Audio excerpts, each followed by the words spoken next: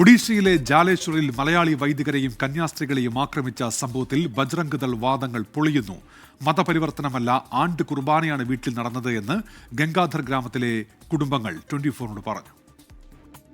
उधर कुछ बजरंगी दल का लोग उधर आए और हंगामा शुरू किया. मैं उसको बोलना चाहता हूँ कि ये धर्म परिवर्तन कुछ ऐसा नहीं है. वो हम खले सिर्फ उसमें यीशु ख्रिस्त में विश्वास करते हैं. हमने जो बात किया था उसने हमारे बात नहीं सुना, तो उसने सब वो बात छोड़ के हमको पीटा. सब जितने लोग हम गए थे फैमिली, तो हमको भी पीटा था. वो फादर को हाँ, हमने जब फादर को बचाने के लिए गया तो हमने वो ठेल के हमारे को दूर कर लिया है. ആക്രമണം നടത്തിയവർക്കെതിരെ നിയമ നടപടി സ്വീകരിക്കുന്നതിൽ സഭാ നേതൃത്വവുമായി ആലോചിച്ച ശേഷം തീരുമാനമെന്ന് ഫാദർ ലിജോ നിരപ്പേൽ 24 പറഞ്ഞു. ഒരു വലിയൊരു ഇരുട്ടുള്ള ഒരു സ്ഥലത്ത് ഇവർ ഒരു 80-100 പേര് അവിടെ ഉണ്ടായിരുന്നു ആ സമയത്ത്. അപ്പോൾ അവർ ആദ്യം ഞങ്ങളുടെ ഭായിയാണ്, ദുർജോഭായി ആയിരുന്നു, ആൾ ബൈക്കിലായിരുന്നു പോയിരുന്നത്. അപ്പോൾ ആളെ അവർ ആദ്യം ബ്ലോക്ക് ചെയ്ത് വെച്ച് നിങ്ങൾ ആരാണ്, എന്തിനാണ് ഈ വില്ലേജ് വന്നത്, ഈ രാത്രിക്ക് നിങ്ങൾക്ക് എന്താ ഇവിടെ പരിപാടി എന്നൊക്കെ ചോദിച്ചുകൊണ്ട് ഇവിടുന്ന് പറയുന്നൊന്നും കേൾക്കാതെ അവർ അടിക്കാൻ തുടങ്ങി. അവർ വണ്ടി അടിച്ചു പൊട്ടിക്കാൻ തുടങ്ങി, ചില്ലിനോട്ടൊക്കെ അടിച്ചു, ഞങ്ങളെയും അടിക്കാൻ തുടങ്ങി. എൻ്റെ കൂടെ ഫാദർ ജോജോ സീനിയർ എന്നെ ജസ്റ്റ് ഒന്ന് അന്ന് വിസിറ്റ് ചെയ്യാൻ വന്ന ആളാണ്.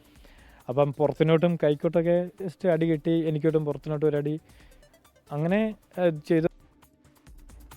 ഇപ്പോൾ ഒഡീഷയിലെ ബാലസോറിൽ നിന്ന് ശ്രീനാഥ് ചന്ദ്രൻ വിവരങ്ങളുമായി തത്സമയം ചേരുന്നുണ്ട്. ശ്രീനാഥ്, ഈ ബജ്രംഗ് ദൾ പറയുന്ന മതപരിവർത്തനം അവിടെ നടന്നിട്ടില്ല എന്ന ഗ്രാമത്തിലെ ആളുകൾ തന്നെ പറയുന്നു. ക്രൂരമർദ്ദനം നേരിട്ട അക്കാര്യങ്ങളൊക്കെ വൈദികർ വിശദീകരിക്കുന്നുണ്ട്. എന്തൊക്കെയാണ് അവിടെ എത്തി നടത്തിയ അന്വേഷണത്തിൽ ബോധ്യപ്പെട്ട കാര്യങ്ങൾ ശ്രീനാഥ്? ഉന്മേഷ് സൂചിപ്പിച്ച 2 കാര്യങ്ങൾ തന്നെയാണ് പ്രധാനമായും നിർണായകമായിട്ടുള്ളത്. അതിലൊന്ന്, വലിയ മർദ്ദനം നേരിട്ടിട്ടുണ്ട് വൈദികർ എന്നുള്ള കാര്യമാണ്. അതുതന്നെയാണ് വൈദികൻ ലിജോ നിരപ്പേലും ഒപ്പം കന്യാസ്ത്രീമാരും നമ്മളോട് രാവിലെ സംസാരിച്ചപ്പോൾ പറഞ്ഞത്. മാത്രമല്ല, അവരോടൊപ്പം ഉണ്ടായിരുന്ന കപ്പ്യാർക്കും വലിയ തോതിൽ മർദ്ദനമേറ്റിട്ടുണ്ട്. ആദ്യം കാര്യമായി മർദ്ദനമേറ്റത് അദ്ദേഹത്തിനായിരുന്നു. അദ്ദേഹത്തിൻ്റെ വസ്ത്രങ്ങൾ വലിച്ചു കീറുകയും വാഹനത്തിൽ നിന്ന് തള്ളി താഴെയിടുകയും മർദ്ദിക്കുകയും ഒക്കെ ചെയ്തു. വൈദികർക്കും ഇതിനിടെ മർദ്ദനമേറ്റു എന്നതാണ് ലിജോ നിരപ്പേൽ ഫാദർ നമ്മളോട് രാവിലെ പറഞ്ഞത്. അങ്ങനെ വലിയൊരു മർദ്ദനം കന്യാസ്ത്രീമാർക്കും വൈദികർമാർക്കും നേരെ ഉണ്ടായി എന്നുള്ള കാര്യത്തിനൊരു സ്ഥിരീകരണമാണ് അവരുടെ ഭാഗത്ത് നിന്ന് അവർ നൽകുന്നത്.